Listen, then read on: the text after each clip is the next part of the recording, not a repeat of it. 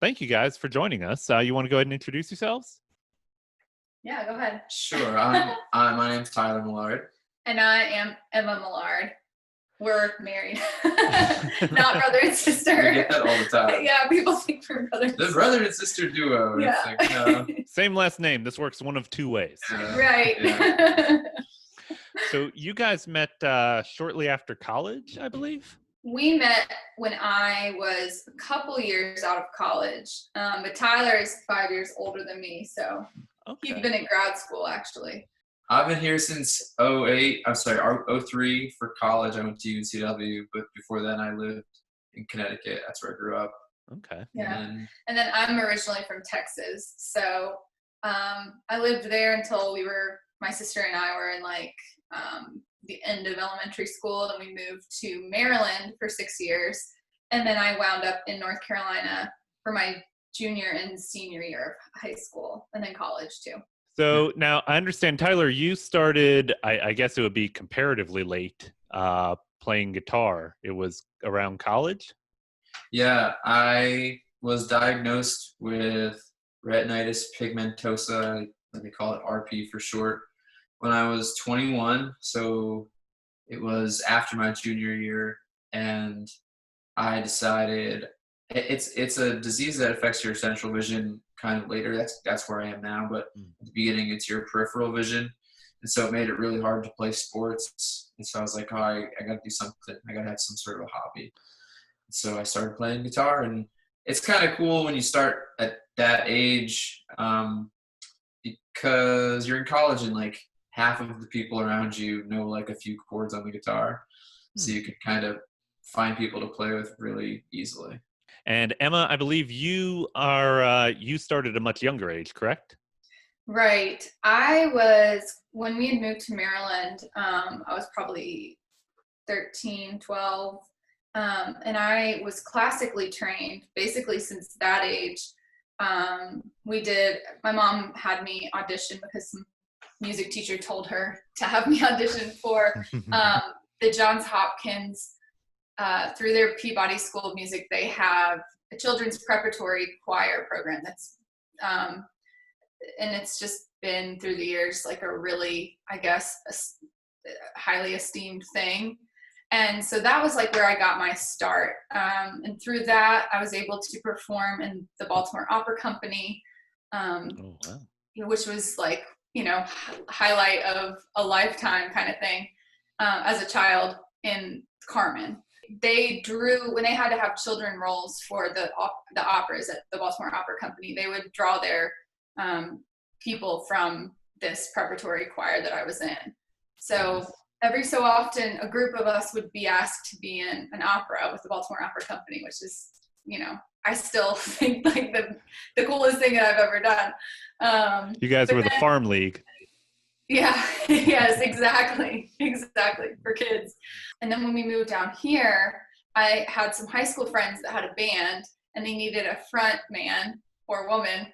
So that was kind of 2007, 8, when all of that pop punk rock stuff was cool, like Paramore. So I was in a band that basically sounded like Paramore, which I love because I love Haley Williams.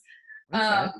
So I've dabbled in all the different things, pretty much. I've gone from one end of the spectrum to the other, and I love all of it as long as I get to sing, pretty much. Okay. Now, you guys definitely have a style that you settled on, but over the years, what are some of the different styles of music that you got to play or were interested in? Well, I mean, for me, all of those things, a lot of choir music, religious music, opera, classical, and then show tunes. I had a big show tunes phase. I still love Broadway, and I still have Broadway music. And then the alternative, like pop rock band. And then, just a guitar, just a girl on a guitar singing, covers, but. Yeah, and I have a band with my dad and just a bunch of guys around town. It's a blues rock band.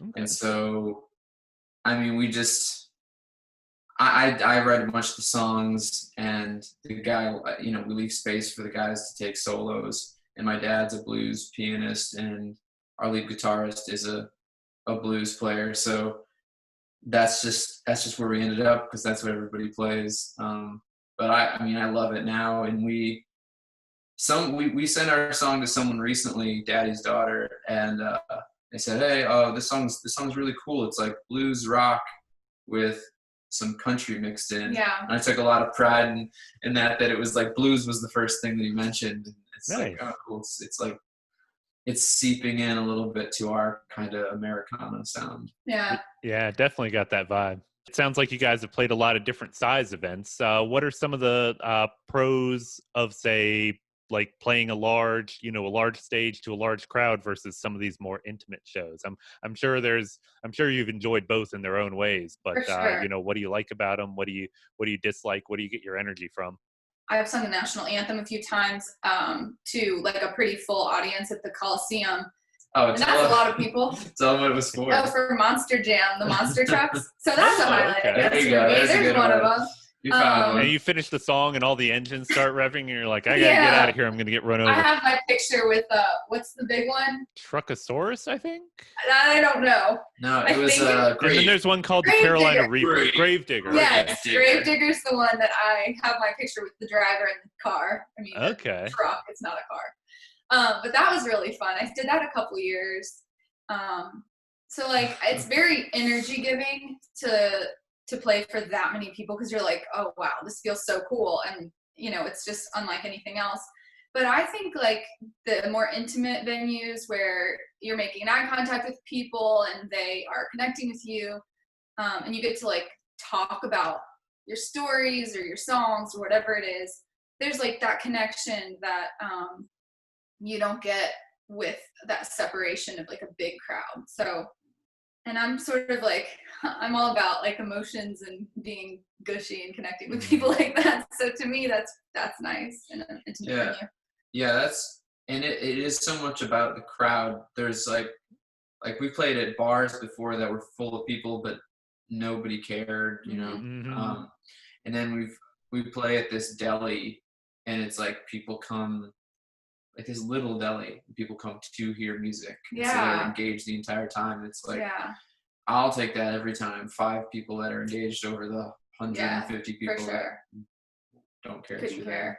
So with the Ghost of Liberty, I believe I saw in one of these articles you described it as Southern roots. I like moody. Like moody is kind of like my favorite. I like to write in minor keys and sometimes write about like darker stuff. But I think Tyler balances that a little bit, because he's not always about the dark, but then he's got that upbeat bluesy kind of thing. Yeah, I mean, when in my other band, we were just trying to impress these bars full of people, and so we kind of ended up always leaning into like every song needs to be danceable, More upbeat. and so that's still, even if it is a minor key and things like that, I still kind of hang on to that. His writing style is a little more like forward moving, and mine's like pulling back. I like to leave space for vocal runs and emotion and the vibe.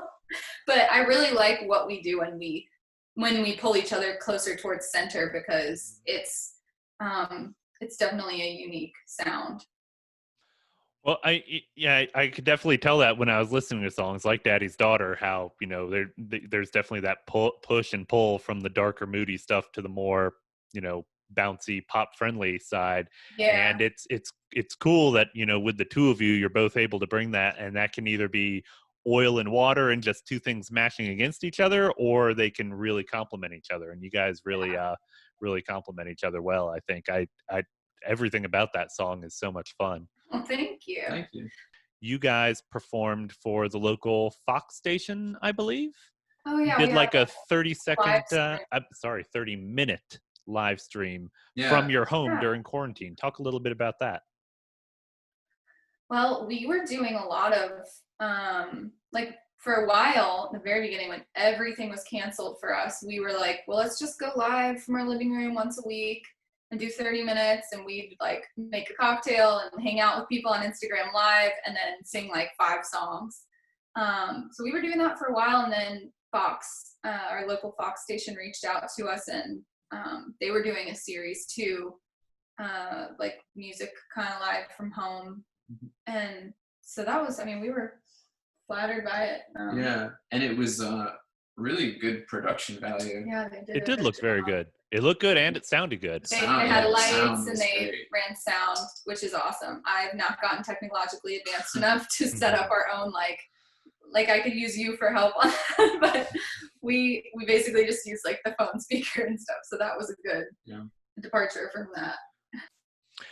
But yeah, and I assume the live streams you guys have done on your own have gotten a good response from your fans. It's kind of weird because you go on and then you're live like at 7:30 or something, and it's like whoever happens to be online at that point is who decides whether or not they're gonna come and take part. But the people that are loyal to us are like so loyal to us, and I mean, I couldn't ask for a better like grassroots following because they're just the best, and they always share things, and they always are so excited for like the next song coming out. We're really just we can't wait to play like a ticketed show live again. You know what I mean? It's just like that's our favorite thing to do because we've gotten the people that want to be there with us, and then we get to work for weeks on like a good set that we think will be good for them and different. And hopefully we'll have one on Valentine's Day next year at the Crown Theater, Carolina Theater. That would be a full like year between ticketed events. Yeah, for a little us. bit a year. So real quick before we go, obviously got to let you guys get your plugs in. What social media places can people find you at? And go ahead and now, of course, at the time this is airing, it's the end of November, so your EP should be fully released and everything. Where can people go to find those songs? So we love for people to follow us on Spotify just because that's where all the, numbers and algorithms and things are right now. But also, I mean, we're on Apple Music, we're on Amazon Music. I mean, all of the places you can find music. And then on Instagram, we are the Ghosts of Liberty. Same on Facebook. And then our website is theghostoftliberty.com.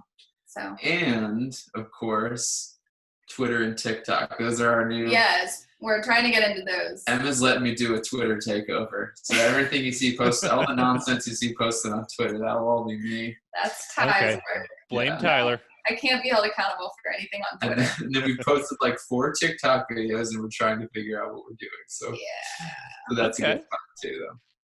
Always fun to try new things, like I said. Yeah, but it's all it's all the Ghosts of Liberty. We have the ghostsofliberty.com, so you can, if you search, you can. And we're working on merch now. So hopefully that's our next call is with a guy that is doing merch design for us. Hopefully, so. Well, hopefully by the time you're doing your show and this airs, that will be a thing too. So if it is, little thing across the bottom of the screen here. If not, work in progress, under construction. It'll be ready soon. That's right. So 3, 2, 1. We have new merch now. It's available on our website. Go click the link. That's right. Absolutely. Well, cool, guys. I appreciate it. Thank you for taking the time to talk to me. Thank you also for doing the show. And I'm excited to help expose a lot of people in our audience, a lot of people around the Triangle here in Raleigh, Durham, and Chapel Hill to your music. So good luck with the show. And best of luck in the future with your band. Thank you so much. And thank you for having us. We're excited to play for you.